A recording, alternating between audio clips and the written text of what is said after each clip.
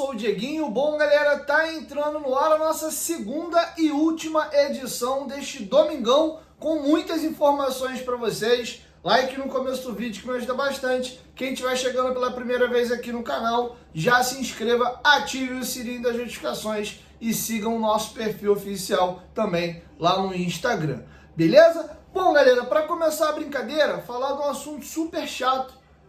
Dos últimos 30 confrontos entre Vasco da Gama e Flamengo, o Vasco tem míseras 2 vitórias. Aquele 3-1 em 2021, que o Morato faz o 3-0 e sai imitando aquela dancinha do Edmundo, e o Vasco toma um gol bem no finalzinho. Castan fica bem puto ali porque perderam a oportunidade de cacifar um 3-0. E em 2023, aquela pancada do Puma Rodrigues ainda pela Taça Guanabara, o primeiro clássico dos milhões entre Vasco e Flamengo em 2023. Foram as duas últimas vitórias e únicas do Vasco nos últimos 30 confrontos. Foram 19 vitórias do Flamengo, 11 empates e míseras 2 vitórias do Vasco. Esse recorte contempla 2016 para cá. Se você abrir mais um pouquinho, botar mais 3 jogos no bolo, tem 2 vitórias do Vasco e mais uma vitória aí do Flamengo. No recorte 33 jogos,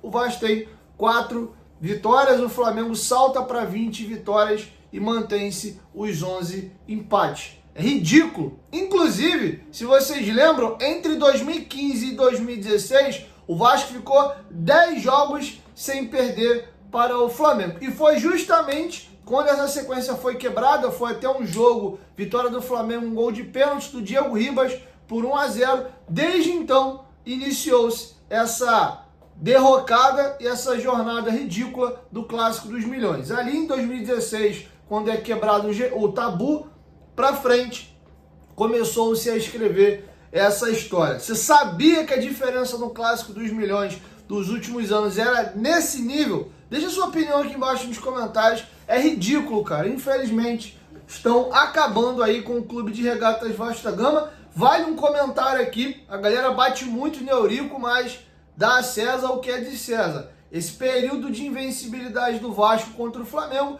foi na última passagem do ex-presidente Eurico Miranda, que foi ali de 2015 até 2017. Nessa última era Eurico, o Vasco foi superior ao Flamengo nos Clássicos dos Milhões, desde a chegada do Alexandre Campelo para frente. Detalhe, o Campelo passou o mandato inteiro no Vasco de 2018 a 2020 sem vencer um único jogo sequer do Flamengo. O Jorge Salgado teve uma vitória sobre o Flamengo no primeiro ano de sua gestão em 2021 e uma vitória no último ano de sua gestão em 2023. O presidente Pedrinho, desde que assumiu o Vasco, ainda não conseguiu vitória sobre o Flamengo.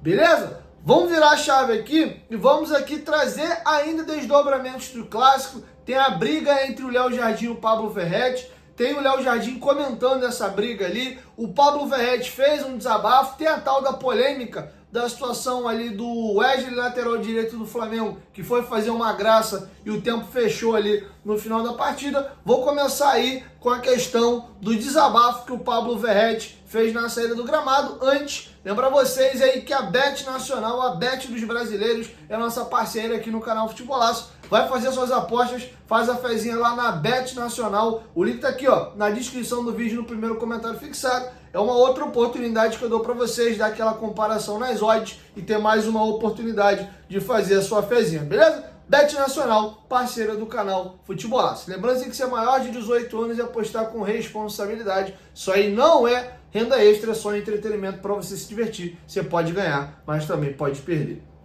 Dito isso, vamos ouvir agora o desabafo do nosso capitão Pablo Verrete, que falou em falta de vergonha na cara dos jogadores pelo primeiro tempo de merda apresentado. Eu vou deixar com vocês o Verrete fazendo aí seu desabafo. Acho que o primeiro tempo foi muito ruim. A gente tem que ter muita autocrítica. Primeiro tempo a gente jogou sem vergonha. E segundo tempo a gente melhorou, mas não nos alcançou. Eles têm um time muito qualificado. A gente fez um grande esforço, mas tem que seguir trabalhando. Tem que ser humilde. Tem que trabalhar mais, tem que ter mais sacrifício. y tiene que mejorar mucho.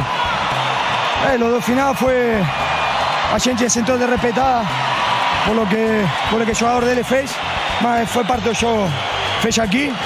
A gente tem que ter muita autocrítica, muita vergonha para melhorar.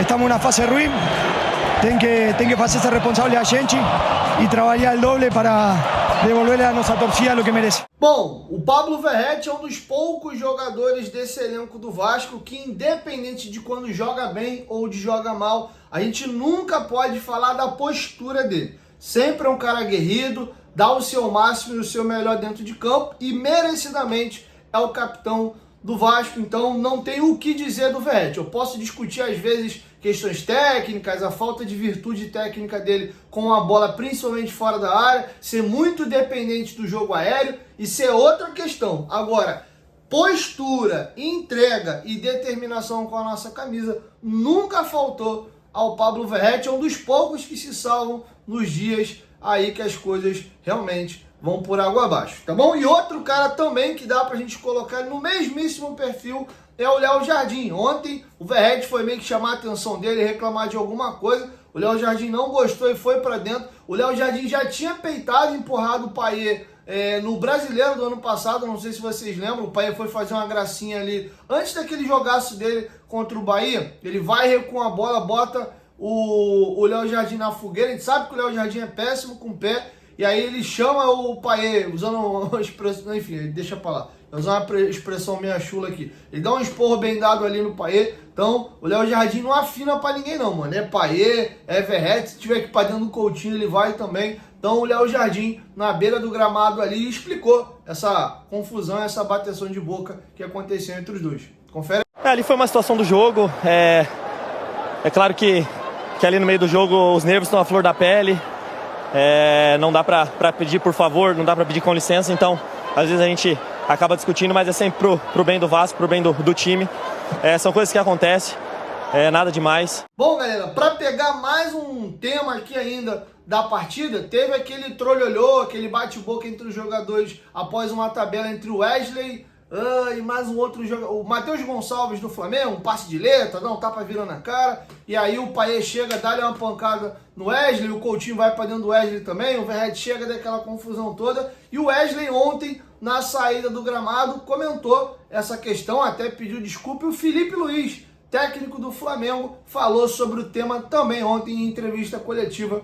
Confere aí. E sobre a confusão, eu não sou de respeitar. Acho que aquilo, futebol, todo mundo sabe dar um passe virando a cara, todo mundo faz uma graça, uma letra. Isso não é de respeitar. É futebol, eu me achei no momento de fazer aquilo e eu fiz. Só que o Coutinho achou que foi de respeito e eu sou fã dele, já viu? Jogando na seleção. Ele tem vários passes virando a cara também e tipo, quando acontece com ele vai estar bravo porque perdeu. E veio descontar em mim, só que eu fugi de confusão, cara. Sou tranquilo, desculpa se eu desrespeitei o Vasco, não foi minha intenção. Só que é isso, e muito feliz pela vitória. O jogo foi limpo, absolutamente limpo. No minuto 95 aconteceu essa jogada que o próprio Wesley pediu desculpa. Ele sabe que ele está errado. Eu adoro jovens, moleques que gostam que sejam abusados, que sejam ousados, que vão para cima, mas que não desrespeitem. E isso é normal, eu também fiz muito isso. Já tive na pele dele, já fiz muito isso e depois a gente aprende. Pode ver que não é o Danilo, não é o Léo Ortiz, não são esses jogadores que vão fazer, normalmente são jovens e eles vão passar por isso e dar confusão porque são clássicos. É basicamente isso. Hoje foi um jogo totalmente limpo, respeitoso das duas equipes. Eu contra o Botafogo não posso dizer a mesma coisa, mas hoje não tenho nada para falar, senão respeito máximo pelos jogadores do Vasco. Vencemos na bola e o jogo foi todo na bola. Cara, sobre a situação envolvendo o Wesley ali, cara, pra mim é muito claro, tá? Sem mimimi com a história aqui. Pra torcida do Flamengo, foi ótimo o que o Wesley fez, e pra gente que tava do outro lado, a gente fica com raiva, fica puto e leva pro lado do desrespeito. Se é o contrário, se o Vasco tá ganhando de 2-0, e aí, sei lá, o Payet e o Coutinho fazem isso, a gente achar maneiro, humilhamos os caras, tava 2-0, porra, tocamos de letra, e os caras perderam a linha e deram uma porrada no nosso jogador. É muito legal pra quem faz, é uma merda pra quem recebe. Não vou entrar nessa pilha aí de faltou respeito e tal. Todo mundo só faz quando tá ganhando mesmo. Salvo raríssimas exceções. O Edmundo que foi dar uma rebolada pro Gonçalves ali na final. E o jogo tava acho que 0-0 ainda. O Vasco acabou inclusive perdendo a final pro Botafogo, e aí os jogadores do Botafogo revidaram, comemoraram o título rebolando, entrou até pra história essa questão aí do Gonçalves e do Edmundo, mas são raros. A maioria vai fazer a graça quando tá ganhando, final do jogo. O Pedrinho foi fazer as embaixadinhas enquanto o Vasco já goleava o Flamengo ali, se eu não me engano, de 5-0. Enfim, então é meio que natural. Então acho que o Wesley fez o que tinha que fazer mesmo ali, e o Payet fez o que tinha que fazer também, deu-lhe a cipuada, tá tudo certo. Espero eu tá ganhando os caras aí de 2-3-0 e torço para que os meus jogadores façam a gracinha também, pra gente tirar um sarro. Meu amigo, não tendo violência, né? Foi ali aquela chegada ali, fez a falta, aquele bololô no final ali, coisa normal de clássico, diferente lá do Flamengo e Botafogo, que teve jogador perdendo dente, o caramba. Ali a coisa já escalou para um outro nível. É a minha opinião, tá? Então, quero ouvir vocês. Deixa a opinião de vocês aqui embaixo nos comentários também. Caminhando para a reta final, cara, tem um cara que eu gosto muito, respeito, admiro, que é o Lédio Carmona, baita de um jornalista e um baita comentarista, inclusive é vascaíno, para quem não sabe, e ontem deu meio que uma polêmica aí, deu uma repercutida, algumas opiniões do Lédio Carmona. Ele se posicionou ontem à noite ainda no seu Instagram, inclusive vou trazer para vocês o contexto de toda essa situação. Antes, se liga, presta atenção aqui, estamos no mês de aniversário da Golcase. Ó, essa aqui é a garrafa modelo urbano que eu tinha falado para vocês, é uma garrafa um pouquinho menor, 500 ml, tem um preço bem mais acessível. Dá uma olhadinha lá no site, tem várias estampas, acredito que vocês vão gostar, tá? Faz a mesma função, também é térmico, o modelo só um pouquinho mais simples, 500 ml, vai te atender super bem, você pode personalizar. Tem as nossas garrafas mais robustas aí de 950 ml com várias estampas. Dá uma olhadinha lá no site da Golcase, tem vários e vários modelos. Tem também a nossa base de silicone, ó. Você pode comprar a parte para proteger aí a sua garrafa. Tem muita estampa. Tem essa aqui do uniforme número 3, ó, personalizada aí com o meu nome. Tem os nossos famosos copos térmicos, inclusive você pode adquirir eles com a tampa, que inclusive vem junto com o nosso abridor de garrafa, né? Você aí que toma aí, usa daquelas garrafinhas de vidro que tem tampinha, tem muita coisa legal, cara. Tô apaixonado por esse copo também no modelo número 3 da nossa camisa, muito legal. Esse aqui é o meu xodózinho, copo aí do uniforme número 3 de 2023, centenário da resposta histórica. Tem também as nossas capinhas de celular. Quem comprar duas aí, leva 4 para casa, você também pode personalizar, tá bom? Dá uma olhadinha lá no site da Golcase, com certeza você vai achar alguma coisa que te agrade, tá bom? Use o cupom GOVASCO para você garantir um desconto aí no teu carrinho. Quem comprar capinha de celular, comprando duas, leva 4. Golcase, parceira do canal Futebolaço. Bom, o Lédio Carmona emitiu ontem 2 comentários durante a partida que muito repercutiu. Primeiro comentário: é uma atuação constrangedora do Vasco, fraquíssima. O time não consegue ter um suspiro de reação ofensiva. O Flamengo é absoluto em campo. É um jogo absolutamente constrangedor pela diferença de força entre os rivais. Isso aqui foi ainda no primeiro tempo, tá? E aí teve aquele momento da cabine que acaba o primeiro tempo, passa os lances e tal. Fica o narrador e os comentaristas ali fazendo a resenha do que foi a primeira etapa. E aí o Luiz Carlos Júnior pegou uma imagem de uma torcedora mirim do Vasco, que estava deitada, dormindo no colo da mãe com a camisa do Vasco. E aí o Luiz Carlos Júnior falou assim, ó: o primeiro tempo do Vasco não animou a pequena torcedora. Aí o Lédio foi e comentou: faz sentido, melhor para ela que está dormindo, descansando e não passando por esse constrangimento. E aí o Lédio fez uma publicação ontem no seu Instagram comentando esses 2 comentários dele, que repercutiu muito. E ele fez o seguinte comentário, reitero mais uma vez: o Lédio é um grande vascaíno e, antes de mais nada, é um grande jornalista, e eu concordo em absolutamente tudo que o Lédio falou, assina embaixo. E o Lédio comentou esses 2 comentários dele aí, que repercutiram bastante. Busquei esses 2 comentários meus para explicar algo simples. Comentarista fala e precisa relatar o que vê.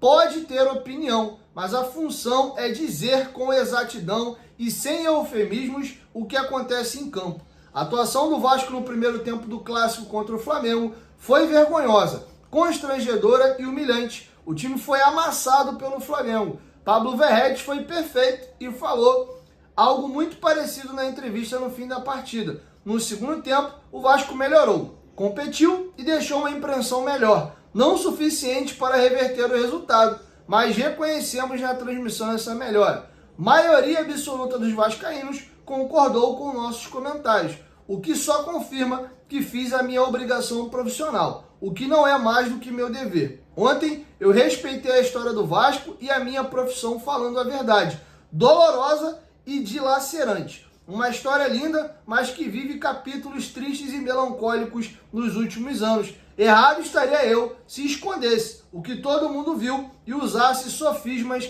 para atenuar o atropelo. Aí sim, seria desrespeito aos 126 anos de história do Vasco e aos meus 38 anos de profissão. Não sou passador de pano, sou jornalista e meu legado é falar a verdade, simples assim. Dom Carmo, né, o apelido que ele carrega aí, vulgo Lédio Carmona. Parabéns, ser cirúrgico como sempre, me representou muito, baita comentário. E inclusive tem um outro comentário que o Lédio Carmona faz. Eu assisti o jogo pelo Sport TV, os comentaristas eram Lédio Carmona e Paulo Nunes, inclusive gostei muito dos comentários de ambos.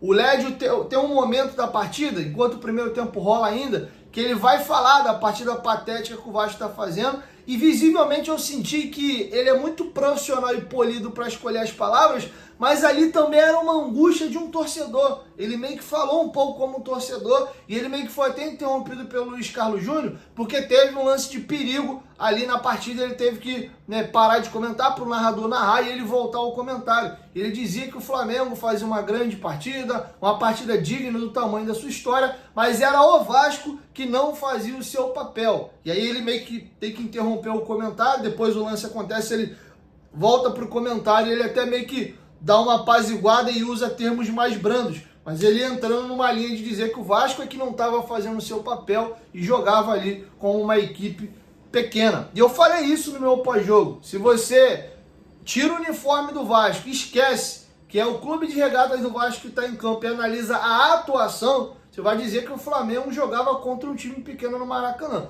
Foi esse comportamento e essa postura e esse futebol apresentado pelo Vasco na primeira etapa. Segundo tempo, não. Aí o Vasco deu um calor ali, 17, 20 minutos. O Flamengo reage depois ali quando começa a fazer as substituições. O Vasco perde o gás ali e acaba vencendo por 1-0 a segunda etapa, que não deveria esse gol ter saído, inclusive, porque o Paulinho é frouxo e não faz a falta no Wesley.